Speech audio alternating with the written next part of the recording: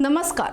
महाराष्ट्राच्या राजकारणात सध्या राज्यसभेच्या निवडणुकीची जोरदार चर्चा सुरू आहे. राज्यातील 7 रिक्त जागांसाठी 16 मार्चला मतदान होणार आहे आणि 5 मार्च ही अर्ज भरण्याची शेवटची तारीख आहे. महाविकास आघाडीतून कोणाला संधी मिळणार, शरद पवारांच्या नावाचं काय होणार आणि भाजप 5वा उमेदवार देऊन निवडणूक चुरशीशी करणार का, या चर्चांना आता पूर्णविराम मिळाला आहे. कारण भाजपने आपल्या 4 उमेदवारांची अधिकृत यादी जाहीर केली आहे.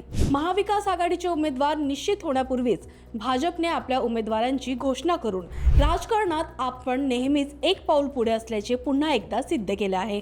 आणि त्यांच्या निवडीमागे भाजपचं नेमकं काय गणित आहे बघूया.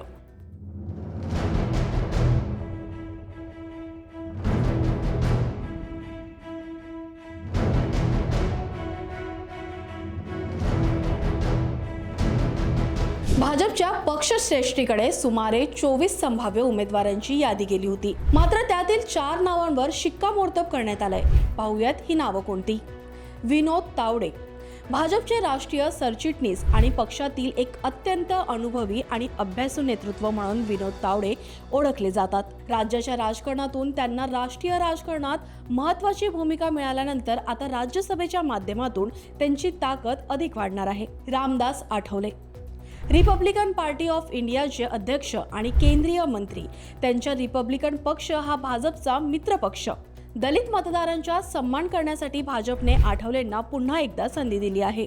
माया इवनाते हे या यादीतील एक धक्कादायक नाव.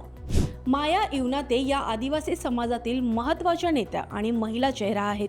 त्यांच्या रूपाने भाजपने आदिवासींना प्रतिनिधित्व दिलं आहे. शेवटच्या माणसापर्यंत सत्तेची सूत्र कशी जातील याचा विचार भाजपचा यामागे आहे.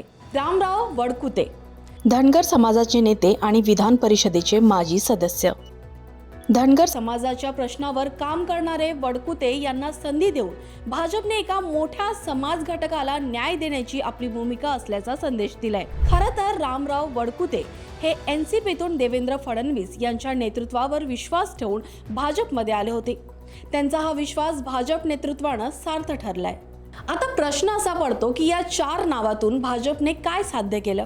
तर मित्रांनो, ही केवळ नावं नसून आगामी विधानसभा निवडणुकीसाठी रचलेली एक भक्कम राजकीय मांडणी आहे.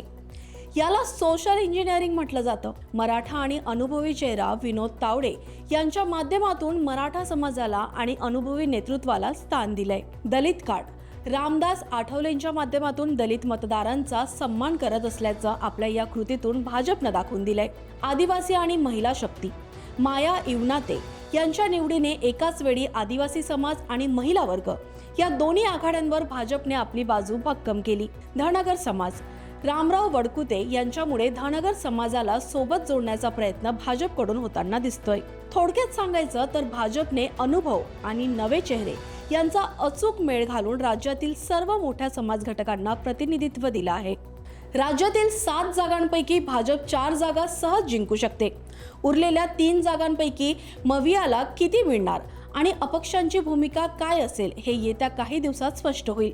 मात्र भाजपने आपला उमेदवार जाहीर करून पहिली बाजी मारली आहे.